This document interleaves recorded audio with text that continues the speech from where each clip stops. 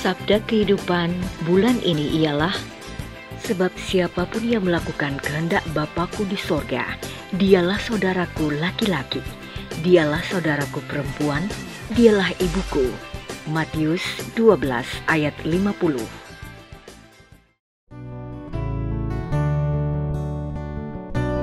Injil Matius menceritakan sebuah episode dalam hidup Yesus yang mungkin saja nampaknya tidak begitu penting. Ibu dan kerabat Yesus datang ke Kapernaum, di mana Yesus sedang bersama murid-muridnya mewartakan kasih Bapa kepada semua orang. Barangkali mereka telah menempuh perjalanan jauh untuk bisa bertemu Yesus dan berbicara kepadanya. Mereka tidak segera masuk ke tempat di mana Yesus berada, tetapi mengirimkan pesan ini: ibumu dan saudara-saudaramu ada di luar dan ingin berbicara denganmu. Dimensi keluarga tentunya sangat penting bagi bangsa Israel. Secara keseluruhan, bangsa Israel dianggap sebagai anak Allah dan pewaris janji-janjinya. Selain itu, mereka memandang satu sama lain sebagai saudara dan saudari. Tetapi Yesus memberikan sebuah pandangan yang berbeda dan tidak terduga dengan gerakan tangannya.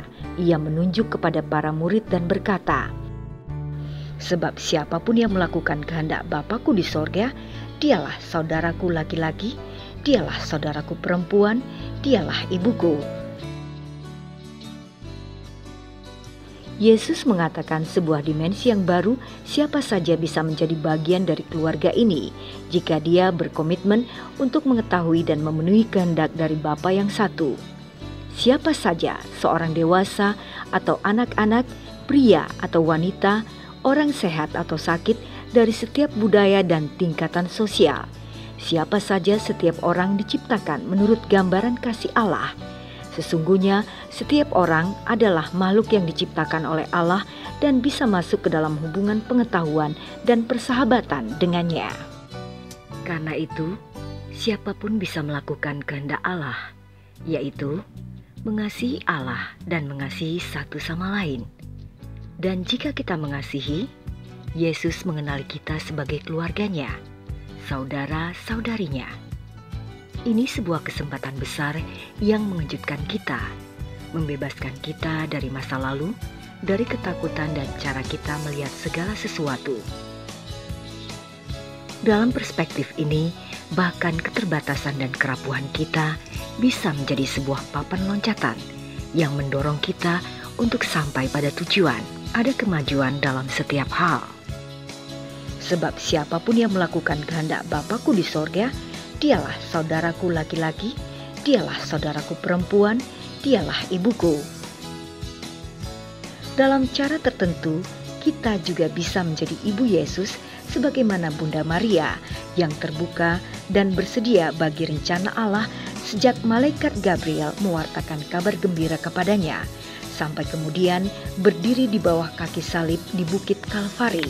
Dan selama kelahiran gereja, kita bisa melahirkan dan melahirkan kembali Yesus dalam diri kita dengan menghidupi Injil. Dan kasih yang timbal balik di antara kita bisa memberikan kontribusi untuk membawa kehadiran Yesus di dalam komunitas kita. Pada suatu kesempatan ketika berbicara kepada sekelompok orang yang ingin menghidupi sabda Allah, pendiri gerakan Focolare, Chiara Lubich berkata, "Jadilah keluarga."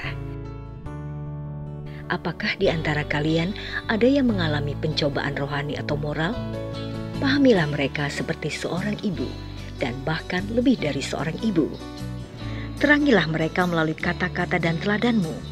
Jangan biarkan mereka kekurangan kehangatan keluarga, melainkan perkuatlah kehangatan itu. Apakah ada di antara kalian yang menderita secara fisik? Semoga mereka menjadi saudara dan saudari yang lebih kita utamakan. Jangan pernah mengutamakan kegiatan apapun di atas semangat kekeluargaan dengan saudara-saudari yang tinggal bersama kalian. Dan kemanapun kalian pergi untuk membawa cita-cita Kristus. kalian tidak akan melakukan hal yang lebih baik selain mencoba untuk menciptakan dengan kebijaksanaan, dengan hati-hati, namun juga dengan keyakinan yang kuat, semangat kekeluargaan. Ini adalah semangat yang rendah hati, yang mengharapkan yang terbaik untuk semua orang dan tidak sombong. Ini adalah cinta kasih sejati. Sebab siapapun yang melakukan kehendak Bapakku di sorga, dialah saudaraku laki-laki, dialah saudaraku perempuan, dialah ibuku. Dalam hidup sehari-hari, kita bisa menemukan tugas yang dipercayakan oleh Allah Bapa kepada kita masing-masing guna membangun keluarga besar umat manusia. Di Home Suriah, ada sebuah lingkungan di mana sebanyak lebih dari 150 orang anak yang kebanyakan beragama Islam mengikuti kegiatan seusai sekolah di sebuah gedung yang dimiliki oleh Gereja Ortodoks Yunani. Sandra, direktur dari kegiatan ini menceritakan, kami sebuah tim yang terdiri dari guru dan spesialis yang bertujuan untuk menciptakan suasana kekeluargaan, memberi sambutan serta dukungan. Pekerjaan kami didasarkan pada dialog dan penyebaran nilai-nilai baik. Banyak anak yang trauma dan menderita. Beberapa di antara mereka menjadi tidak peduli atau bersifat agresif. Kami ingin kembali membangun kepercayaan diri mereka dan kepercayaan mereka terhadap orang lain. Banyak keluarga yang menderita karena hampir kehilangan segala-galanya atau terpisah dikarenakan perang. Namun di sini mereka bisa mendapatkan kehendak dan harapan untuk bangkit kembali.